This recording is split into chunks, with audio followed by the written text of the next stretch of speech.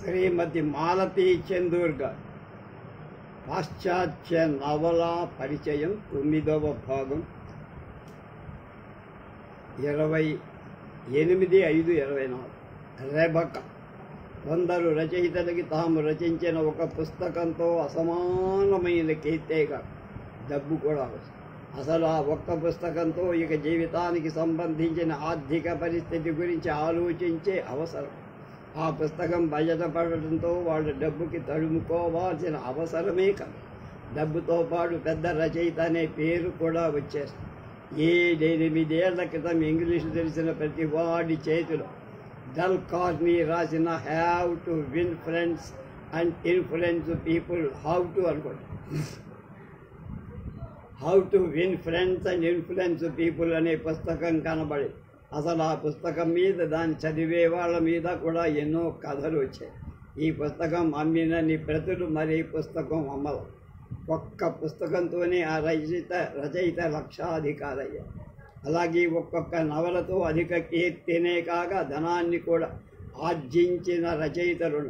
Gone with the wind రాసిన Margaret Mitchell, for ever Amber రాసిన క్యాథలీన్ Windsor, gentlemen P for బ్రాండ్లీన్ రాసిన Anita loose మొదలైనవి.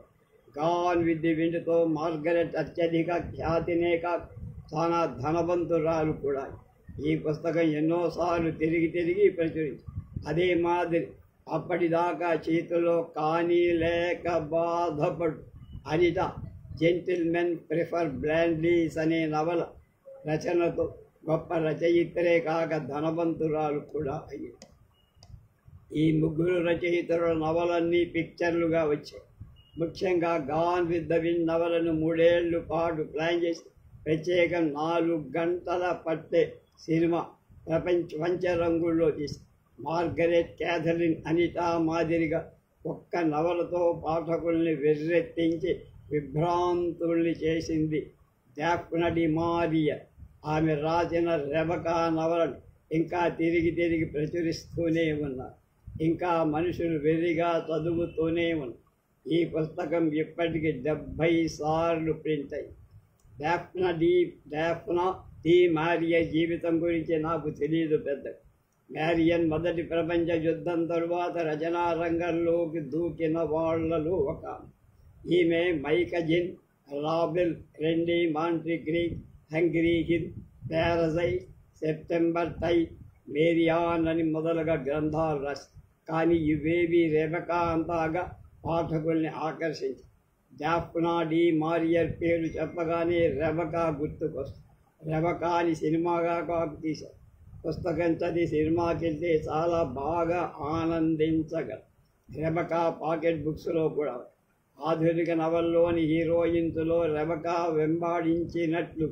వెంటాడినట్లుగా పాఠకుల్ని మారా ఏ heroine వెంటాడి. రెబెకా చదివాక ఆమెను మర్చిపోదామని చాలా ప్రయత్నం చేస్తాం, కానీ 4-3 రోజుల దాకా మన ఆలోచనని ఊహల్ని కట్టేసి మన వెంటే తిప్పుకోడు. అట్లాగే ఆ నవల సీనియర్కి మళ్ళీ ఫస్ట్ పర్సన్ ఉత్తమ పురుషుల్లో నడుస్తుంది. దాని ఉత్తమాన్ని నేను అని చెప్తాను. జేవియర్ నవల్లో జేనియర్ కథానాయిక జేనియర్ తన జీవిత కథని పాఠకులకు చెప్పుకుంటూ వెళ్తుంది. రెబెకా నవలలో రెబెకా కథానాయిక అయినా ఒక్క మాట కూడా మాట. రెబెకా స్థానంలో వచ్చిన మాండర్లీ అధికారిని మొదటి పేజీ నుండి చివరి పేజీ దాకా తన జీవితాన్ని, మాండర్లీ భవన జీవితాన్ని అన్నిటికీ మించి రెబెకా గురించి తాను విన్నవి కన్నవి చెప్పుకుంటుంది. అంతేకాక రెబెకా ఎక్కడా మనకు కనపడు. అలా కనపడకపోయినా ప్రతి పేజీలో ప్రతి వాక్యంలో రెబెకా మనల్ని ఏదో విధంగా పలకరిస్తూనే ఉంటుంది. ఈ నవలలోని అసలు విచిత్రం ఏమిటంటే, కథ చెప్పుకుంటూ పోయే మాండర్లీ అధికారిని పేరు ఎక్కడా కనిపించదు. అసలు అధికారిని మనకు లీలగా తప్ప బాగా జ్ఞాపకం కూడా ఉంది. అయినా ఆ అమ్మాయి అంటే జారి పడుతూ సానుభూతి చూపిస్తూ రెబెకా జీవితాన్ని చదువుకుంటూ కథ చివరిదాకా రెబెకా ఏమిటి, అసలు రెబెకా ఏమిటి అనుకుంటూ ఆత్రంగా గబగబా చదువుకుంటూ చివరి పేజీల్లో గర్వంగా టీవీగా ఎవరినీ లెక్క చేయదు. మహాసౌందర్యవత్ నిజస్వరూపం బయట. చనిపోయిన ఒకానొక స్త్రీ గురించి చెప్పే 400 పేజీల కథ ఒక్క బిగిని పుస్తకం కింద పెట్టనీయకుండా చదివింపజేస్తుంది డాఫ్నా డి మ్యారీ. మ్యాండర్లీని, మ్యాగ్జిమ్ డి లెంటర్ని, అతని భార్యని, మ్యాండీ భవనపు మూలల్ని తోటల్ని వెంటాడినట్లే రెబకా పాఠకుల్ని కూడా మొదటి పేజీ నుంచి చివరి పేజీ దాకా పుస్తకం మొదటి పేజీ తెరిచేక చివరి దాకా చదివితే కానీ రెబకా మనల్ని ఆ పైన కూడా మన ఆలోచనని వెంటాడు. ఇటువంటి విచిత్రమైన అద్భుత పాత్రను సృష్టించింది డి మారియా. పుస్తకం అంతా చదివాక ఏదో వెన్నులోంచి చదివచ్చినట్టు అది భయము, అసహ్యము సన్నగా, పొడుగ్గా, నల్లగా, కదలలేక విని విగ్రహం మాదిరిగా ఉన్న మిసెస్ డాన్వర్స్ ఊటుగా తాగి అసభ్యంగా మాట్లాడుతూ వెర్రిగా ప్రవర్తించే ఫెలిన్ మాండర్లీ భవంతులో నిశ్శబ్దంగా పాడు పెట్టినట్టుండే తూర్పు వైపు భాగం సర్వవేళలా స్త్రీ విలాపం మాదిరి రోదన చేసే సముద్రపు గట్టున బోట్ హౌస్ వీటన్నిటి మధ్య ఉండే రెబకా నీడ ఇవేవి పట్టనట్టు వీటితో సంబంధం లేనట్టు ఆలోచన భావాలతో తిరిగే మైండర్లీ యజమాని మ్యాగ్జిమ్ డి లెంటర్స్ వీళ్ళందరి మధ్య నిస్సహాయంగా ఈ జమీందారీ ఇళ్లతో పరిచయం కూడా లేక ఏదో అకస్మాత్తుగా ఈ పరిసరాలకి వచ్చి పడ్డ మ్యాగ్జిమ్ భార్య ఇవన్నీ పాఠకుల్ని ఆశ్చర్యపరచడమే కాస్త భయపెడుతుంది. మ్యాండర్లీ చుట్టూలు ఉన్న ఏదో మనకి తెలియని ఒకానొక రహస్యం ఉందని పాఠకులు ప్రతి క్షణం అనుకుంటూ ముందుకు వెళ్ళిపోరు. చివరికి బయటపడిన ఆ రహస్యం మనల్ని విభ్రాంతులు. అతి స్వల్పమైన విషయాలు కొందరి జీవితం తలకిందులు చేస్తాయి. ఆ అమ్మాయి జీవితం కూడా అతి చిన్న విషయంతో చెప్పుకోలేనంత మార్పు. మిసెస్ వాన్ హోపర్స్ వద్ద చెలికత్తగా ఉంటున్న ఆ అమ్మాయి మ్యాంటీ కారులోకి రాకపోతే, వచ్చినా అక్కడ మ్యాగ్జిమ్ను చూడకపోతే అసలు ఆ అమ్మాయి జీవితం అంత తలకిందులయ్యేది. మిసెస్ వాన్ హోపర్స్ బాగా ధనం చేతి నిండా పని లేక కాలం గడిపేందుకు విలాసార్థం మంటి కారులో వస్తాయి. ప్రతి ఏడు భర్త సంపాదించిన ధనాన్ని మ్యాంటి కారులోనూ, ప్యారిస్లో, లండన్లో చక్కగా విరజిమ్ముతుంది.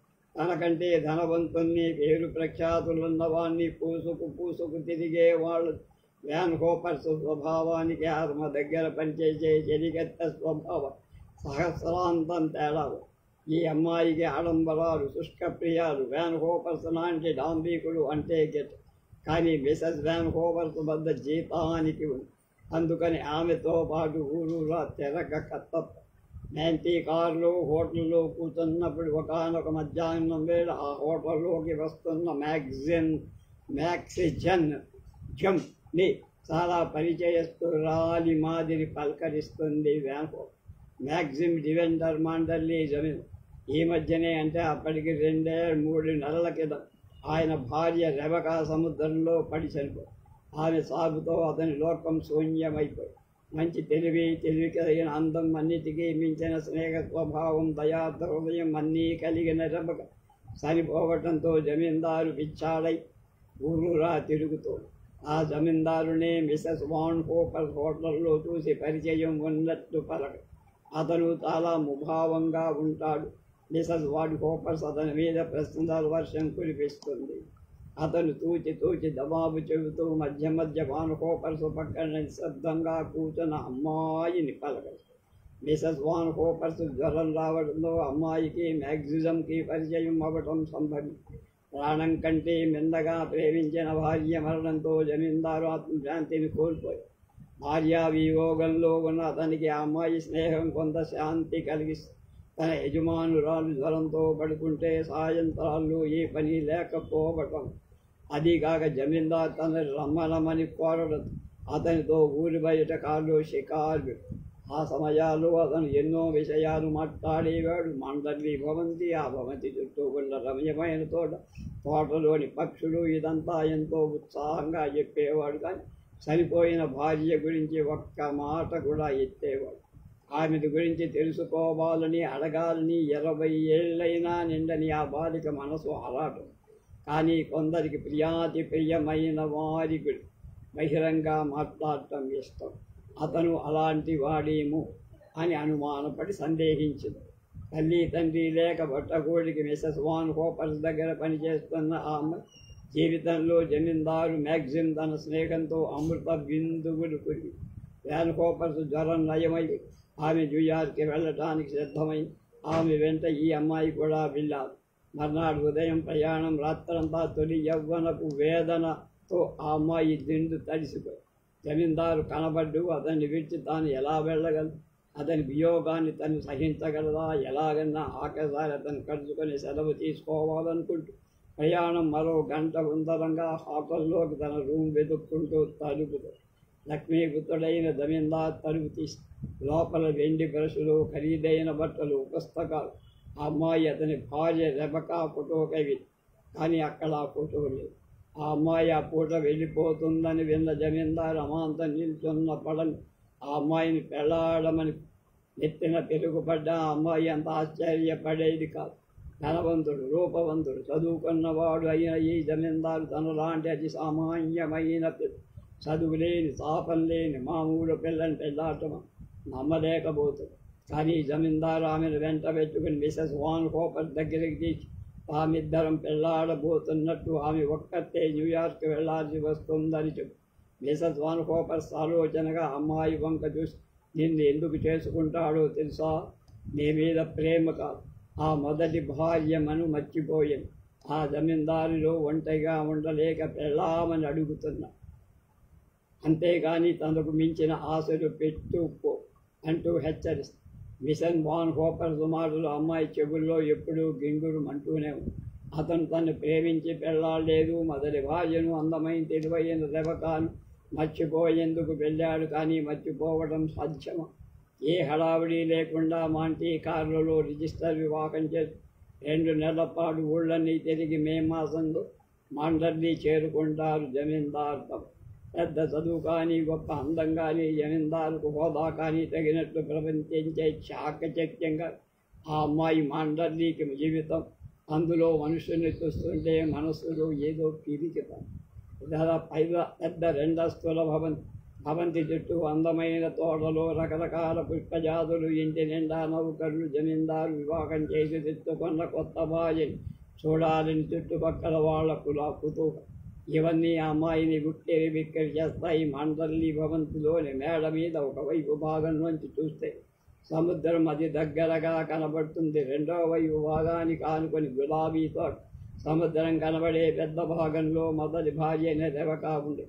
ఆ భాగం వాడుకోక రెండవ భార్య అయిన ఈ అమ్మాయికి చిన్న భాగం గులాబీ తోట వైపు ఉండే భాగం సిద్ధం చేశారు. భవంతులోని ప్రతి వస్తువు, ప్రతి సామగ్రి పెద్ద రెబకా సర్దినట్టే. ఆమె బతికున్న రోజుల్లో ఎలా సర్దేదో అలాగే ఏది వస్తువు సర్దుతుంది. ఆఖరికి వంట వండే పద్ధతి, వంటిచ్చే పద్ధతి అన్నీ రెబకా కాలంలో లాగా జరిగింది. రెబకా అలా చేయమనేది, రెబకా ఇలా చేయమని అనేది అనేవాళ్ళు. ఆ అమ్మాయి మెంటర్లీ యజమానురాలుగా వచ్చిన యజమాని అనిపించుకోలేకపోతే అసలు తను స్థానం సంపాదించడానికి తగనేమి.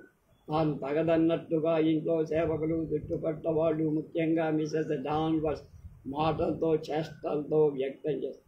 మ్యాగ్జిజం అంటే తన భర్త కూడా తనకి పరాయివాడుగా దూరమైపో. మాండర్లీకి రాకపోవడం తాము తిరిగిన ఊళ్ళలో, ప్రదేశాల్లో తనతో సరదాగా, ఉత్సాహంగా కబుర్లు చెప్పి నవ్వించేవాడు. తనని నిజంగా ప్రేమించి పెళ్లి చేసుకున్నాడనే నమ్మకం కలిగి. కానీ మ్యాండర్లీకి వచ్చాక ఆ నమ్మకం పలచబడిపోయి. మ్యాండర్లీలోని తన భర్త గొప్ప జమీందారు. అతను ప్రతి పనిని టైం ప్రకారం నిర్వర్తించడం, జమీందారీ వ్యవహారాలు తక్కుపెట్టుకోవడం, వీటితో భార్య మానసిక బాధని గుర్తించేవాడు. ఆ పెద్ద భవనంలో ఒంటరిగా తనకేమీ తెలియదన్నట్టు చూపే సేవకుల మధ్య రోజులు గడపడం ఆ అమ్మాయికి దినదినగండంగా ఉండేది. అందరికన్నా మిసెస్ డాన్వర్స్ ఇంటి వ్యవహారాలు చూసుకునే డాన్వర్స్ తన వంక యజమాని రాయిపై చూసినట్టు కాక ఏదో చిన్న చూపుతో చూసే మిసెస్ డాన్వర్స్ రెబకా పుట్టినింటి నుంచి మాండర్లీకి రెబకా ఉన్నంత కాలం ఇంటి యజమాయి ఉంటే ఆమె చేతుల్లోని. రెబకా చనిపోయినా మిసెస్ డాన్వర్స్ మాండర్లీ విడిచి వెళ్ళిపోవాలి. అక్కడే ఉండి ఇంటి వ్యవహారాలు ఇంట్లో నౌకర్లందరికీ ఆమెంటే అపరిమితమైన భయం. కొత్త జమందారిని మాటంటే ఎవరికి లక్ష్యం లేదనే నోటితో ఎవరూ చెప్పు. కానీ మిసెస్ డాన్వర్స్ అట్లా చెయ్యమన్నారు. ఆ అమ్మగారంటే రెబెకా బతికినప్పుడు ఇలా చేసేవాడు అని చెబుతూ ఉంటారు. అలా చివరికి ఫ్లవర్ వేజ్ ఉంచడంతో కూడా రెబెకా సర్దినట్టే తప్ప కొత్త అధికారిని చెప్పినట్టు ఏం జరిగేది కాదు. అసలు తన ఇష్టం వచ్చినట్టు జరిపించుకోవాలని మనసులో ఉన్న అది పైకి చెప్పి చేయించుకునే ధైర్యం ఈ కొత్త ఆమెకు రెబెకాకు ఉండేది. విషయాలు స్వల్పమైనవైనా రెబెకా కొత్తమ్మ ఒక్కొక్కప్పుడు అవి అర్థవిహీనంగా కనిపించిన పరోక్షంగా వాటి అర్థాలు కత్తుల్లా దూసుకొని మనసులో సూటిగా గుచ్చుకొని జమీందారునైతే వివాహం ఆడింది కాదు. తను ఆయనకి భార్యగా ఉంటానని తగనని, ఆ ఇంటికి అసలు యజమానురాలు రెబెకాని, ఆమె ఏ క్షణంలో అయినా తిరిగి రావచ్చని, తాను ఏదో అతిథి మాత్రంగా ఆ ఇంట్లోకి వచ్చాను, ఇలా ఏవో తెలియని భయాలతో అనుమానాలతో కాలం గడి రోజులు గడుస్తున్న కొద్దీ మాండర్లీ తన సొంతం అనే భావం స్థిరపడిపోయి మాండర్లీ తండ్రి కాదు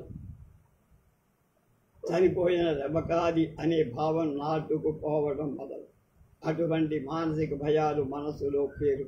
పుస్తకం తెరిస్తే ఆ పుస్తకం మీద రెబెకా పేరు కొట్టొచ్చినట్టుగా ఓ పూల కుండీ సర్దుతుంటే, మేడమెట్టు ఎక్కుతుంటే, గదిలో ఉత్తరాలు రాసుకుంటుంటే, తోటలో తిరుగుతుంటే, ఎక్కడ చూసినా ఆఖరికి భర్త ముఖంలోకి సూటిగా చూసిన తాను ఎరగని తను చూడని రెబెకా తనకు కను. చుట్టుపక్కల వాడు, ఎరుగున్నవాడు, వచ్చేపోయే స్నేహితుడు ప్రతివాడు సంభాషణలో రెబెకాని తీసుకురాకుండా ఉండరు. ఆ రోజుల్లో అంటే రెబెకా బతికి ఉన్న రోజుల్లో మాండర్లీ శోభని వైభవాన్ని వేలెత్తి చూపక్క మాను. ఆఖరికి భర్త ముసలి అమ్మమ్మ కూడా తనకి రెబెకా కావాలని మారాన్ చేస్తారు. రెబెకా చనిపోయిందంటే నమ్మదు. మనబడి మళ్ళీ పెళ్లి చేసుకున్నాడన్నా నమ్మటం. లోకమంతా రెబెకా, ఇంట్లో రెబెకా, బయట రెబెకా, తను ఎవరికి ఎక్కర్లేదు. తన భవనంలో రావటం ఎవరికి ఇష్టం లేదు. ఆఖరికి తన భర్త కూడా మొదటి భార్యని మర్చిపోయేందుకు తనని పిల్లాడు. కానీ అంత ప్రేమించిన భార్యను మరవటం సాధ్యమా? అందుకే అతను తనతో చనువుగా ఉండలేకపోయాడు. ఎవరి నోట విన్నా రెబెకా మాటలే, రెబెకా అందం, రెబెకా దాతృత్వం, రెబెకా సౌమ్యత, రెబెకా తెలివితేటలు, రెబెకా గురించి విని చెవులు చెల్లులు పడిపో. అటువంటి సమయంలో భర్త ఏదో పని మీద లండన్ వెళ్ళి ఆ ఇంట్లో ఒంటరిగా ఉండటానికి మనసులో చాలా భయంగా. ఆ మాటకు పైకి అంటే భర్త తనని హేళన చేసి ఆమె చిన్నతనాన్ని వేలెత్తి చూపుతాడని సిగ్గుపడి పైకి భర్త లండన్ వెళ్ళాడు. పెంపుడు కుక్కని వెంట పెట్టుకొని సముద్రం ఒడ్డుకి ఒడ్డునున్న ఇంటికి తోటలు దొడ్డు అన్నిటి. సముద్రపు ఒడ్డునున్న ఆ ఇల్లు పాడుబడి భయంకరంగా ఉండి ఏవేవో వికృతవు భయాలు కలిగి ఆ గట్టునే రాత్రిపూట నావలో పెడుతూ రెబెకా మునిగిపోయింది. రాత్రి వేళ ఒంటరిగా స్త్రీ ఒక్కటే సముద్రయానం ఎలా చేసి అలా ఒంటరిగా వెళ్తూ బోటుతో మునిగిపోయిందట. ఆనాటి నుంచి ఆ ఇంటిని పాడు పెట్టారు. మేడ మీద రెబెకా భాగంలోని గది కిటికీ తప్పులు తెరిచి చూడటం ఆశ్చర్యం. హాలులోకి వచ్చే వేళకి మిసెస్ డాన్వర్స్ ఎవరో కళాయి వాటితో మాట్లాడటం చూసి ఎరగనట్టు పక్కకు తప్పు. కానీ ఆ వచ్చిన మనిషి చాలా చనువుగా పలకరించి దేకి చూపులు చూసుకుంటూ వెళ్ళి తను వచ్చినట్టు జమీందారికి చెప్పవద్దని వెళ్ళిపోయి. అతడెవరు, ఎందుకు వచ్చాడు, తను వచ్చానా అని జమీందారికి ఎందుకు చెప్పవద్దంటున్నాడు, ఎప్పుడూ తెరవని తూర్పు వైపు గదులు ఎందుకు తెరిపించాడు, ఇవన్నీ ఆలోచించుకుంటూ ఏనాడు తను చూసి ఎరగని ఆ వైపు భాగంలో బయలుదేరు. పైకి వాళ్ళ చూసి ఎరగని ఆ వైపు భాగంలో బయలుదేరు. పైకి వాడనట్టు పాడుపడ్డట్టు కనబడ్డ ఆ భాగంలోని ప్రతి వస్తువు అప్పుడే యజమానురాలి వదరాలు వదిలి వెళ్ళినట్టు వస్తే వారికి వదిలికి వాడుకునేందుకు సిద్ధంగా ఉన్నట్టు అమర్త్యం. ఆ వస్తువుల్ని వాడే మనిషి చనిపోయిందంటే ఎవరు నమ్మలేనంత పొందిగ్గా ఉంది. వాటన్నిటినీ పరిశీలిస్తుంటే నిశ్శబ్దంగా నీడలా మిసెస్ డాన్వర్స్ వచ్చి ఆ భాగంలోని ప్రతి వస్తువును ప్రతి గౌన్ను తీసి చేత్తో తాకమని ముఖం మీదికి తీసుకొని వస్తువు చూపుతుంది. గౌన్లు, బంగారు నగలు, రవ్వలు ఒకటేమిటి రెబెకా వస్తువులని ప్రతి వస్తువుని బలవంతంగా చేతితో తాకేట్టు చేసింది. ఆఖరికి రెబకా వదిలిన చెప్పుల్ని చేతిలో పట్టుకొని వాటిని ఆమె చేత కూడా పట్టుకునేది. వణుకుతూ చనిపోయిన సవతి చెప్పుల్ని తాకి అమ్మాయి నవ్వు కళ్ళు చూస్తూ వికృతంగా నవ్వింది మిసెస్ డాన్. ఆ నవ్వు అమ్మాయికి భయం కలిగి పైశాచికమైన నవ్వు బెదిరిపోయి గబగబా మెట్టింది. తన గదిలోకి వెళ్ళిపోయి లోపల తాళం వేసుకుని గజ్జ గజ్జ వణుకు పక్క మీద పడింది. సరిపోయిన రెబకా, పతికొన్న డాన్వర్స్ ఇద్దరు తను పిశాచాల్లా విన్నాడు. రెబకా నీడ తనను భయపెడుతోంది. డాన్వర్స్ ప్రవర్త తనకు వణుకు తెప్పిస్తుంది. తన భర్త ఎప్పుడు వస్తాడు, ఏమైపోతుంది, అంత ప్రేమించిన భార్య స్థానంలో తనెందుకు పెళ్లి చేసుకున్నట్టు ఏవేవో ప్రజలు అమ్మాయి మనసులో దూగుతున్నారు. మర్నాడు తన భర్త గారి అమ్మమ్మని చూసి తిరిగి వచ్చే వేళకి భర్త లండన్ నుంచి వచ్చి ఉంటాడు. ఆమె గుండెల్లోకి అడుగుపెట్టే వేళకు భర్త డాన్వర్స్ మీద పెద్ద కేకేస్తున్నాడు. ఎందుకు కేకలేస్తున్నాడు తనకు అడిగే ధైర్యం అతను చెప్పను లేదు. భర్త ముఖం చూసే వేళకి కిందటి రోజు భయాలు, అనుమానాలు పటాపడి. కానీ రెబకా ఎందుకు చనిపోయింది, ఎలా చనిపోయింది, భర్తను తోటిగాడికి తెలుసుకునే ధైర్యం లేదు. అలా అడగటం వల్ల అతని పాత జ్ఞాపకాలు తవ్వి బాధ పెట్టడం అవుతుందని సరిపెట్టుకొని. కానీ రెబకా గురించి పూర్తిగా తెలుసుకోవాలి. 10 సంవత్సరం మ్యాండర్లీలోని ఫ్యాన్సీ డ్రెస్ బాల్ వైభవంగా ఈ ఉత్సవం రెబకా కాలం నుంచి గొప్పగా చేస్తారు. రెబకా చనిపోయింది. ఉత్సవం ఆగిపోయి చుట్టూ పనిచేస్తున్న స్నేహితులు ఆ బాల్ మళ్ళీ ప్రారంభించమని కొత్త జమీందారు ప్రోత్సహించడం చేయటం మొదలు. రెబకా అయితే అతి చాకచక్యంగా అతిథుల్ని వచ్చేవాళ్ళని ఆదరించి ఉత్సవం జయప్రదంగా జరిపేది. ఇటువంటి విషయాలు ఏమీ తెలియని తను ఆ బాల్ నడపగల. కానీ తను కూడా సమర్థురాలని, రెబకా మాదిరి సరదా అయిన మనిషిని నిరూపించుకునేందుకు ఆ 7 ఉత్సవం జరపాలని భర్తకు ప్రోత్సాహం ఇవ్వడం నలుగురి ప్రోత్సాహంతో బాల్ ప్రారంభం. ఆనాడు అందరూ ఫ్యాన్సీ డ్రెస్సులో రావాలి. ఆ పైన బాణాసంచా కాల్పులు. అందరూ రహస్యంగా ఎవరి డ్రెస్సులు వాళ్ళు సిద్ధం చేసుకుంటారు. తను కూడా ఎటువంటి డ్రెస్ వేసుకోవాలో అని ఉత్సవానికి వారం రోజుల నుంచి మదనపడు. అన్నాడు నుంచి తను లెక్క చెయ్యక నిర్లక్ష్యంగా ప్రవర్తించే డాన్వర్స్ ఇక అకస్మాత్తుగా అమితమైన చనువు చూపిస్తుంది. వాళ్ళు ఉన్న ఫలానా బొమ్మల మాదిరి వేషం వేసుకుంటే బాగుంటుందని, అటువంటి డ్రెస్ లండన్లో ఒకనొక కంపెనీ వాళ్ళు తయారు చేయగలని అడ్రస్ ఇస్తుంది. అకస్మాత్తుగా కలిగిన ఈ ఆధారానికి ఆశ్చర్యం. అదే డ్రెస్ ఆర్డర్ చేసి బాల్ రోజున డ్రెస్ రహస్యంగా వేసుకొని దర్జాగా గర్వంగా టీవీతో మెట్లు దిగి కింద వాళ్ళు అతిథులు మెట్ల కింద భర్త తనను చూసి సంతోషిస్తారనుకుంటు. కానీ భర్త కోపంతో కళ్ళరేసి ఆ డ్రెస్ మార్చుకురా అని గట్టిగా ఆజ్ఞ. అతని క్రోధం, అతని తొందరపాటు అర్థం. తానేం చేసింది అందరి మాదిగా ఫ్యాన్సీ డ్రెస్ వేసు, దానికే అంత కోపం ఎందుకు? ఆ ప్రశ్నకి నెమ్మదిగా అర్థం దొరుకుతుంది. రెబకా చివరిసారి అదే మాదిరి డ్రెస్ వేసుకొని మేడ మెట్లు దిగి హాల్లో అదే చివరి ఫ్యాన్సీ డ్రెస్ బాల్. ఆ పైన రెబకా ఇంకా లేదు. ఈ విషయాలు మనకు తెలియదు. తన భర్తను జ్ఞాపకాల్లో బాధిద్దామని ఆమె కాదు లేదు. తన ద్వారా జమీందారును బాధపెట్టి ఏడ్పించాలని డాన్వర్స్ వేసిన ప్లాన్ ఇతను. దీని అసూయని కూడా అంది. అది ఒట్టి వైశాఖిక క్రోధం. అందంగా ఆనందంగా అతిథుల మధ్య తిరగాల్సిన కొత్త జమీందారిని అవమానంతో దుఃఖంతో ఒంటరిగా తన గదిలో గడి. అతిథులు వెళ్ళిపోయారు. 2, 3, 4 రోజులు భర్త రాదు. తెలియక చేసిన ఈ తప్పును భర్త క్షమించలేడు. కన్నీళ్లతో కనురెప్పలు బరువుగా మూతపడ్డాయి. తల రాత్రి జరిగిందంతా పీడకలిగా మాదిరిగా. పురాణ సముద్రంలో ఓడ చిక్కుకోవడంతో భర్త ఆ ఓడలోని వాడికి సాయపడటానికి సముద్రం ఒడ్డుకు. తన భర్తకి కోపం తగ్గలేదా? తనని ఇంకా క్షమి. ఆ సాయంత్రం ఇన్స్పెక్టర్ ఇచ్చిన కబురుతో తనకే కాదు చుట్టుపక్కల ఎవరికి నోట మాట రాదు. తుఫాన్లో చిక్కుకున్న ఓడను నీళ్ళలోకి దిగి బాగు చేస్తుండే జమీందారి గారి బోటు అప్పటికి 7 నెలల క్రితం మునిగిపోయి రెబకా బోటు నీటి అడుగున కూరుకుపోవటమే కాదు, అందులో మనిషి శరవంతాలకు ఛాయలు.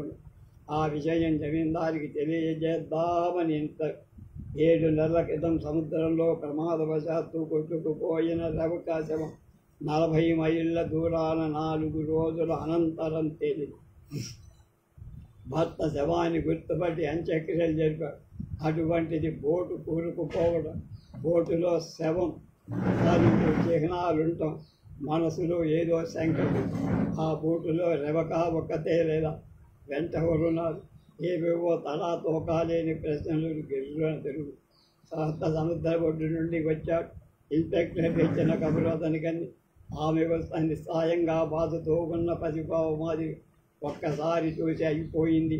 ఏ విషయం కోసం రాత్రింబవళ్ళు ఎదురు చూస్తాను, ఆ విషయం బయట అంటూ కిటికీలో కూర్చొని రెవక గురించి, తమ వైవాహిక జీవితం గురించి రెండో భార్యకు చెప్పుకుంటూ రావడం మొదలుపెట్టి, వివాహం అనేది స్త్రీ పురుషుల మధ్య ఉండాల్సిన పవిత్ర బంధం. ఆ బంధం అబద్ధాలతో మోసాలతో కట్టుకుంటే నమ్మికతో నిజాలతో కట్టినప్పుడే వివాహ బంధం పవిత్రంగా సర్వకాలాల పదిలంగా. రెబక మాగ్జిముల వివాహం అబద్ధాలతో ప్రారంభం, అంతం కూడా అలా. అందం, తెలివి, చాకచక్యం, విద్య ఇవన్నీ ఉన్న భార్య దొరకడం చాలా అదృష్టం. అటువంటి భార్యని అదృష్టవంతుడు కాబట్టి జమీందారు పొందగలిగాడు అనుకున్నారు. అందం, తెలివి, విద్య, చాకచక్యం ఇవన్నీ ఉన్న రెబెకాలు సౌశీల్యంలో ఆవి పై మెరుగులు పెళ్ళయిన 4 రోజుల్లోనే అతను రూపం తెలిసిపోయి.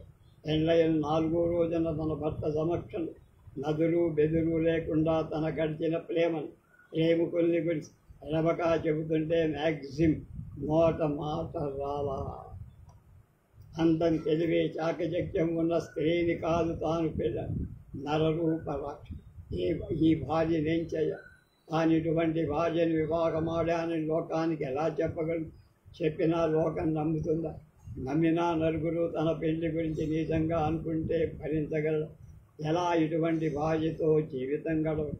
ఆనాడే అక్కడే ఆ దాంపత్యులు ఒక నిర్ణయానికి వచ్చి, జమీందారు గౌరవానికి ప్రతిష్టకి భంగం కలిగే పనులు భార్య చెయ్యవు.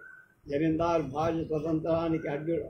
భార్య భర్త ఎత్తేనే తోటల్ని నలుగురు గొప్పగా చెప్పుకునే అలంకరించి అతిథుల్ని అభ్యాగతుల్ని ఆదరి బయట ప్రపంచంలో వాళ్ళిద్దరూ ఆదర్శ దంపతులు మాదిరిగా కనిపించిన పెళ్ళైన 4వ రోజున వాళ్ళిద్దరూ దంపతులుగా మారి జీవించటం మానేసి బయటికి నవ్వుతూ భార్య అంటే ప్రేమ అన్నట్టు నటిస్తున్న మనసులో ఆమె అంటే అసహ్యం, ఆమె గడిపే జీవితం అంటే ఏవగ్యం. జమీందారు మొదట్లో భర్త చెప్పినట్టు జమీందారు ప్రతిష్టకి భంగం వాటికి వెళ్ళకుండా ప్రవర్తించిన రాను రాను స్నేహితులు ప్రియులు ఎక్కువైపోయారు. రెబక లండన్లో 4 రాజులు గడిపొస్తాయి. ఎనగనట్లు భర్త ఊరుకొని ఆ ప్రియులనే మాండర్లీకి సముద్రపున్న బోట్ హౌస్కి తీసుకొచ్చి సముద్రయానాలు డిన్నర్లు జరుగుతూ భరించలేక వట్టి అలగా జాతి స్త్రీ మాదిరిగా ఆమె ఎందుకు ప్రవర్తిస్తుంది? ఆ ప్రవర్తికి అంతం ఎక్కడో తెలుసుకోలేకపోయాడు. అందరిలోకి పావల్లనేమని రెబక కోసం తలుతూ వస్తుంది. పావల్ రెబకాకి దూర బంధువు తప్పదాగి అసహ్యంగా మార్చి నీలజ్యంగా ప్రవర్తించే అటువంటి మనిషి రెబకాకి ప్రియుడంటే జమీందారు అసహ్యంతో మండిపోయి.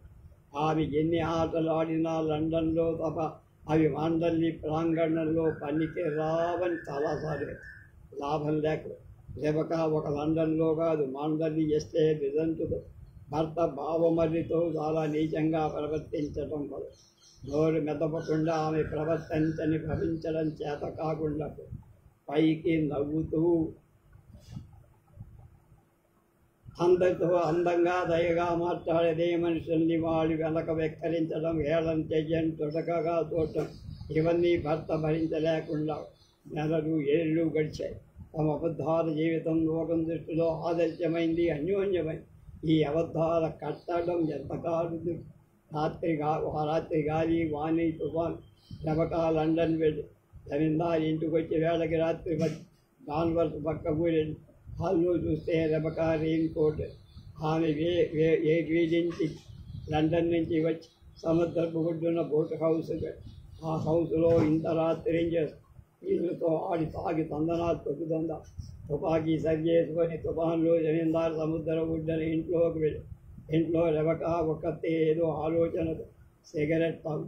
అసలే కోపంతా ఉడికిపోతున్న భర్త వంక పెళ్ళయిన దగ్గర నుంచి భార్యని పరాయి స్త్రీగా మాదిరిగా చూస్తున్న భార్యకు భర్త నిర్లక్ష్యంగా చూస్తూ మండలి ఎస్టేట్కి వారసుడు కలగబోతున్నాడు శివుడు. ఆ మాటతో ఎన్నాళ్ళ నుంచి మనసులో ఉన్న క్రోధం కసి ఒక్క మారు పెళ్ళుబుకుతా చేతిలో ఉన్న తుపాకీ గురిపెట్టి నిర్దయగా నవ్వే భార్యని అంతంజాడు. నేల పలుకుతూ మృత్యువులో కూడా విజయ గర్వంతో భర్త వైపు చూస్తూ ఆ కళ్ళలో విజయం తేలుకో సముద్రపు హోడు హర్షపు హోడు ఎదురుగా వచ్చి చచ్చిపడిన రెబక శరీరాన్ని బోట్లో పడుకుపోయి తుఫాన్లు బోటును సముద్రం మధ్యలో తీసుకెళ్ళి బోటు లోపలి రంధ్రాలు తెరిచి నెమ్మదిగా బోటు మునగనిచ్చాడు. మునిగిపోతున్న బోటులోంచి బయట నుంచి తలుపులు బిగించాడు. ఇది కథ. ఆ అమ్మాయికి అసలు సత్యం బోధపడు. తన భర్త రెబకాని ప్రేమించల. రెబకాతో ఒక్కనాడు సుఖపడ. ప్రేమ వల్ల కాదు, అసహ్యం వల్ల ఒక్కనాడు తన వద్ద రెబకా గురించి మాట్లాడ. తనని ప్రేమించి వివాహమాడాడు. కానీ తమ ఇద్దరి మధ్య పూర్వం రెబకా నీడా, ఇప్పుడు రెబకా కళేబులు. తాము ఈ చికాకు నుంచి బయటపడి సుఖపడగలరా? తన భర్త